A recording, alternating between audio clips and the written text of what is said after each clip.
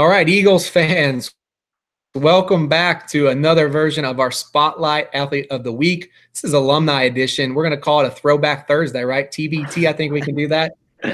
From the class of 2017, we have Mr. David Olson. From the class of 2019, we have Mr. Caleb Cambron. David's currently at the University of Cincinnati. Caleb's at Cornell University. So we're glad to have you guys. Thanks for being here today. It's a pleasure, Aaron. Thanks for having me, man. Yeah, it's good to be here.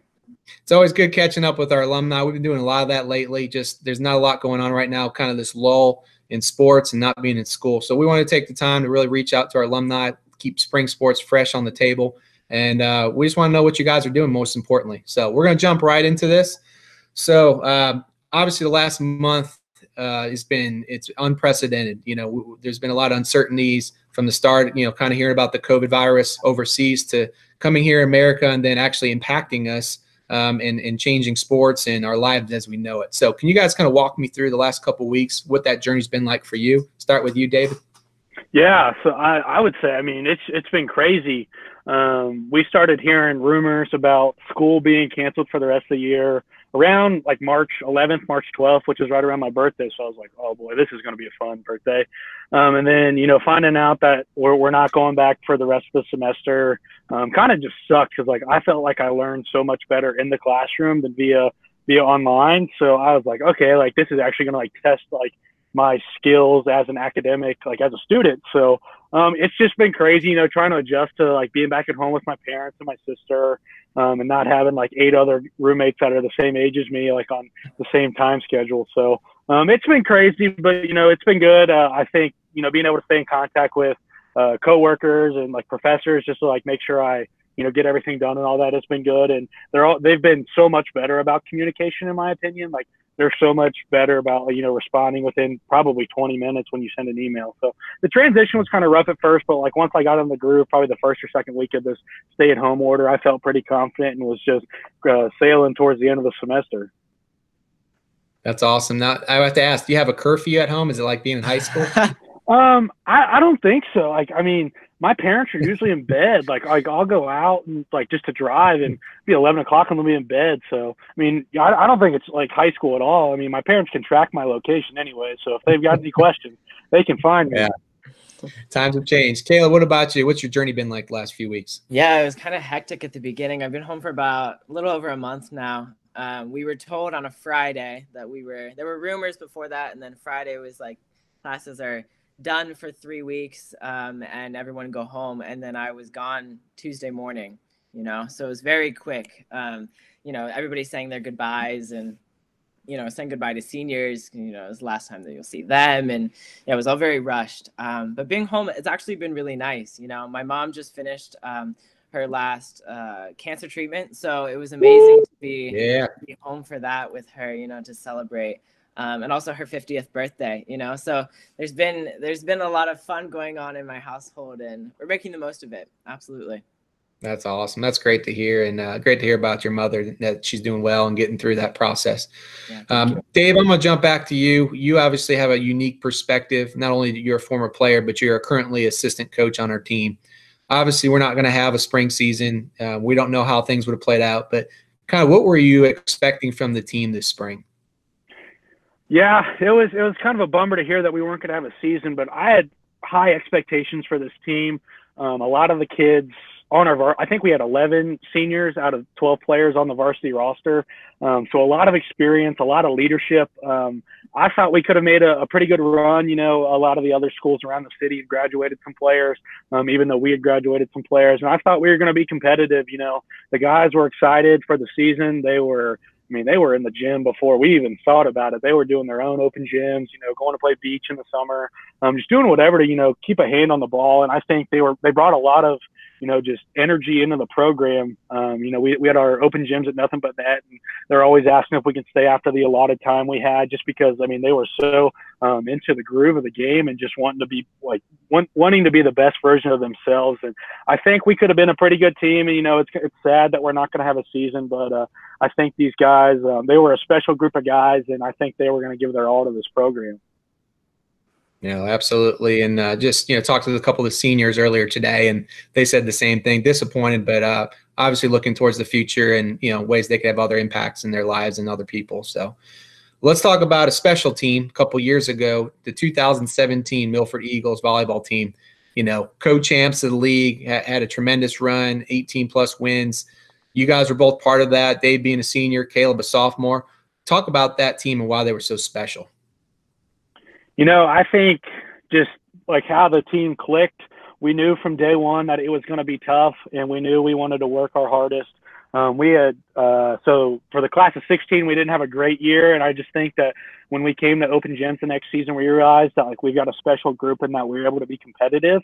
So I think that from day one, when we hit the gym and we hit it hard running, we were in the weight room, we were, staying after practice, we were doing whatever we could to really better ourselves. And I think we proved that. Obviously, I think 18-3 was the record, and losing to, I think, Fairfield in the tournament was a tough loss. Obviously, they were a powerhouse of a volleyball program, and then playing some GCL schools. I mean, obviously those kids have been playing volleyball for probably 10 plus years, where most of our team had been playing for maybe 2. So I think just the way the team just like grew to love the sport and just grew to, be the best version of themselves that they could be, to, really give their all to the school, is why we ended up as co-conference champs. Yeah, I think awesome. Dave, you really hit it on the nail there.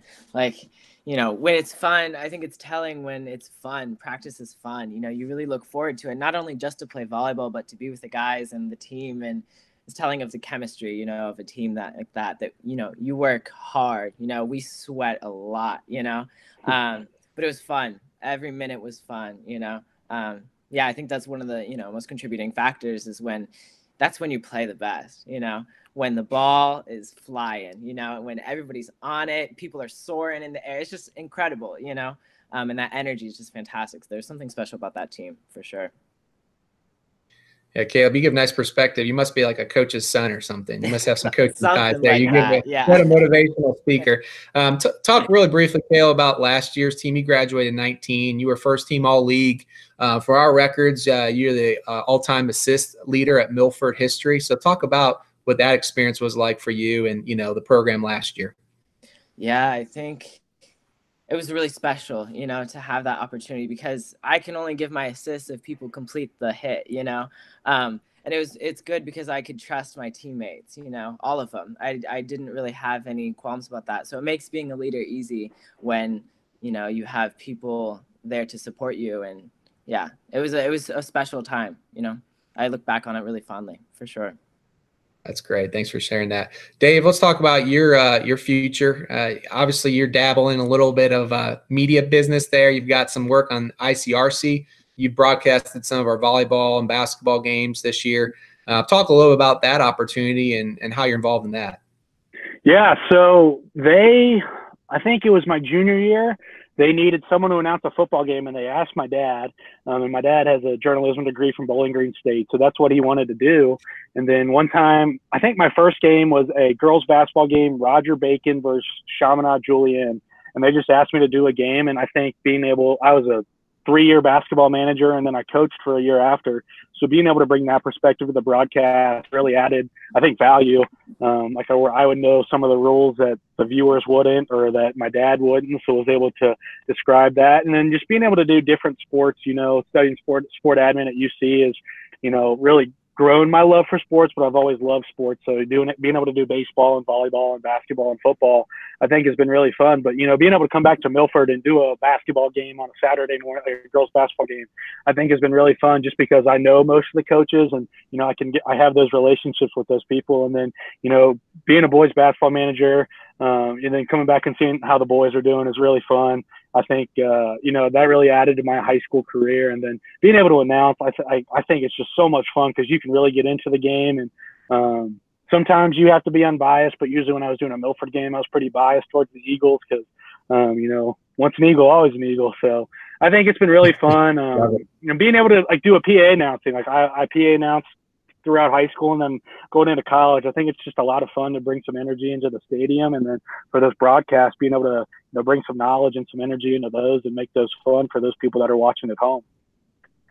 That's remarkable, and we appreciate all your coverage this year, and obviously helping in the coaching world as well. Why don't you let everybody know what you're doing? You're going out west. You're going to go to maybe some cornfields out west here coming up. Tell them about this potential opportunity you have coming up. Yeah, so I've got an opportunity at Ankeny Centennial High School in Ankeny, Iowa, which is about 30 minutes north of Des Moines.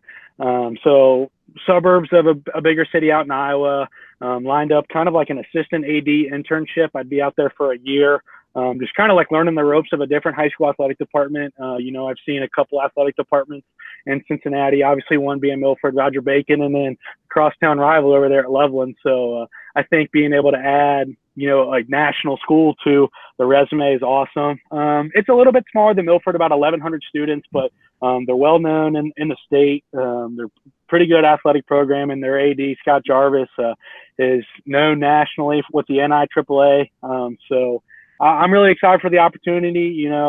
Hopefully all of this COVID-19 stuff passes and I'm still able to go out. I think it'd be a really great learning experience for me and a great resume booster. So once I graduate next spring, if I'm looking for a job, I think that some people will be impressed by seeing that I was able to, willing to move 9 hours away and go work at a school where I don't know anyone besides the AD. Yeah, awesome, man. And we hope you enjoy that experience and get I hope comes to fruition for you, and bring us back some, all their secrets of what they're doing well, so we can use it here at Milford High School. Would you? Yeah. Caleb, let's talk about you. You're at Cornell University, freshman year. What are you doing out there? What are you studying? Tell us a little about what's going on in your future here. Yeah. So I'm in the program called Design and Environmental Analysis. So it's basically a combined degree of interior design, environmental psychology, sustainability, design strategy, and research. So it's been very difficult, but so rewarding. Studio classes there's something, lots of late nights, and, the camaraderie that a studio has, it's very much like a team. So it's been special, to see those correlates.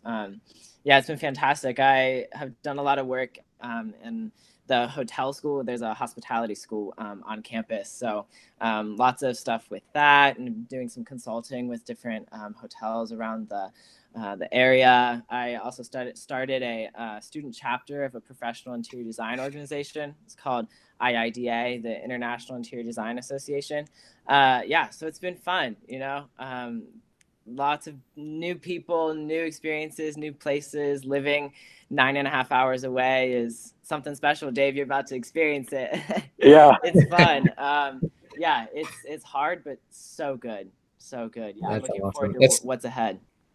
That's so awesome. I'm so glad to hear you guys are doing well and having these amazing opportunities. So we'll definitely have to stay in touch and learn more about those as they progress. The last question I have for both of you guys, obviously the class of 2020, these seniors, especially spring sports seniors, but all of our class of 2020 is going through a challenging time. A lot of these opportunities are kind of taken off their table here. So what advice or message do you want to send to those kids? I think it would be just to stay strong and, make the most of, your next 4 years of college, because obviously if something like this happens again, you don't want it taken away. I mean, imagine those college seniors now that it just poops. So, take advantage of these next 4 years that you've got, stay in contact with friends from school, from your high school, and then, make new friends, because, college is about making memories, and it's going to be the best 4 years of your life. You're going to study what you want to study and what you want to pursue for the next however so many years down in your adult life. So, make the most of it. Keep in touch with those old high school friends. Like, don't drift away. It can be hard to, but, like at holidays, Thanksgiving, Christmas, if you got some time, get together, maybe go sit down and have Skyline or something, just so you can reminisce over the good times you've had and the new experiences you've had, just because, you'll have some of those friends from high school that stick around, and then those new friends from college. So, make the best of these next 4 years. Yeah, I think, I just did it. I just graduated, but my end was nothing like yours is now. And to that, I say you're done, which is the best thing that can happen. You did 4 years, you completed it, and pat yourself on the back for that. But as you're going off, whether you're going to college or not, I think, one of the things that I've learned just having gone through it is to say yes, to push yourself and, try and put yourself in places and experiences and environments that you necessarily wouldn't have put yourself before, right? That's what this is about. You're going on into the, you know, the world, right? The big bad world. And I think if you say yes, then you'll surprise yourself in what you're capable of. Well, that was great words of wisdom from both of you. And I really appreciate you guys joining us, taking time out of your day. That was amazing. Love to hear the great things you're doing. Wish you nothing but continual success. Let's stay in touch. I'd like to hear updates as things progress and what you're doing. So thanks again, guys. Let's do it again sometime soon, okay? Thanks, Aaron. Absolutely. Thanks. Appreciate it. We'll talk to you guys soon. And Eagle fans, until next time, flock on. Let's see the birds, guys. Where's your birds at? Hey.